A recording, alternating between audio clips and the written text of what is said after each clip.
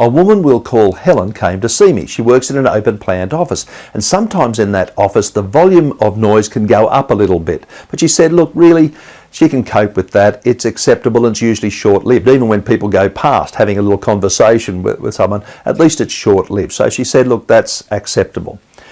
However, what's not acceptable is the volume that comes from a particular person we'll call Bill. Bill has a very loud voice. Helen said that it makes the volume of Bill's voice makes it difficult for her to concentrate, and they spend a lot of their time on the phone. And she said when she's on the phone, she sometimes, because of Bill's voice, can't hear what's being said on the other end. She said even on one occasion, she said the person on the other end thought we're all having a party or goofing off because the volume of noise, particularly coming from Bill. So she finds that Bill's behaviour, in this case, the volume of his voice, is unacceptable, unsatisfactory, inappropriate, and it disturbs her. So it's definitely a problem. The issue now is, how do we apply my three-stepped process for putting an end to bad behaviour and dealing with difficult people to this situation of the loud talker? Well, here goes. First job, nail the violation. The first job for Helen is, and for anyone who's dealing with poor behaviour, is what's the problem? We need to be very clear about this. You may never have to say it to anyone, but if you're called upon to say, yeah, well, what's the problem? You need to be able to say what it is. Now, in this case, well, all cases, with nail the violation, there's two things.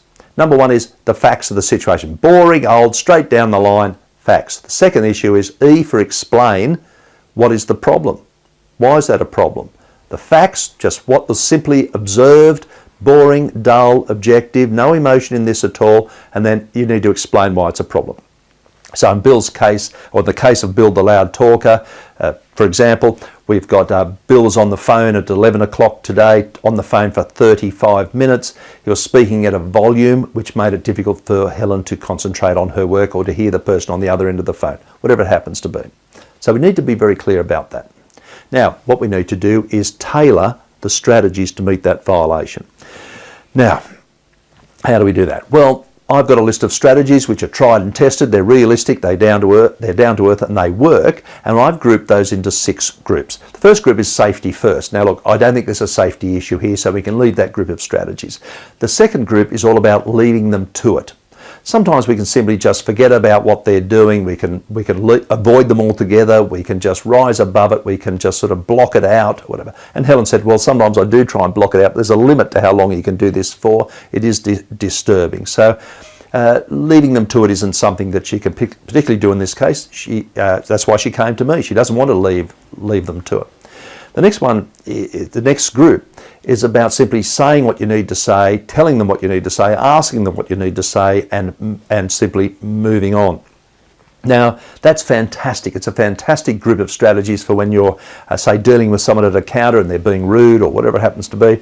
And you could talk to them about their poor behaviour, or you could simply just get through what you've got to do, get them to fill out the form or whatever it happens to be, tell them what you've got to tell them, and simply just leave it at that and send them on their way. But in this case, Helen isn't dealing with Bill on this sort of one-to-one basis like that, or face-to-face. So the next group is all about managing the influences on people's behaviour. Now, this group of strategies is something that we often do. Rather than trying to confront people directly, we change the circumstances. Maybe Bill, for example, doesn't know how to use the technology properly, but Helen's not in a position to go around to Bill and say, you know, start talking to him and inquiring about whether he knows how to use the phone or not. But sometimes it is about people's skills. Sometimes it's about people's social environment. Sometimes it's the type of work that they've got to do. Sometimes it's a physical issue. You know, you can put, I don't think Helen's in a position though to put up partitions or something, or the cone of silence. So it's not always possible to manage the influences. You're not in a position to do anything about it.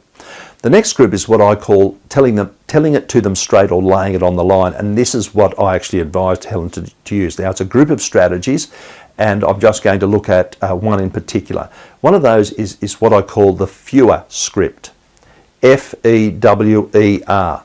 F-E-W-E-R. FWER. It's an acronym. And F and E, I'm not going to go into this in a lot of detail in this short video. If you want to know more, please contact me. It's easy. Go to the contact page of my website, for example. F and E is all about facts and explain. So this is a script for actually speaking to Bill about his behaviour. What are the facts today? You're on the phone, blah, blah, blah, blah, blah. It was a problem for me, whatever. Now, the W and E goes together as well. It's what you want and explain why it's a good thing. What do you actually want from Bill from now on? Now, a lot of the time, all you have to ever do is F and E, right? So I'm giving you the full script. You now need to cut it down and use it appropriately in your circumstances, and you also will need to personalise it to fit you. But most of the time, or a lot of the time, you just go F and E. You tell people what the problem is, and they go, oh, sorry. You know?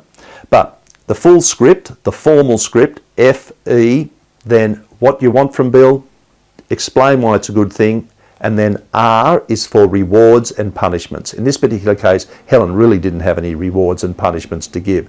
So the full script, the formal script as I call it, is good to have up your sleeve. Then you can make it a little bit less formal, and on top of that you can personalise it. So FEWER. If you want to know more about the FWER script, contact me. Now, first thing, nail the violation. Second thing, tailor those strategies. In this case, I've given her one particular strategy I think is a really good one to use. And the third part here is to then personalise your approach. Only Helen can decide whether she wants to speak to Bill or not. Only Helen can decide whether it's a big enough problem or not.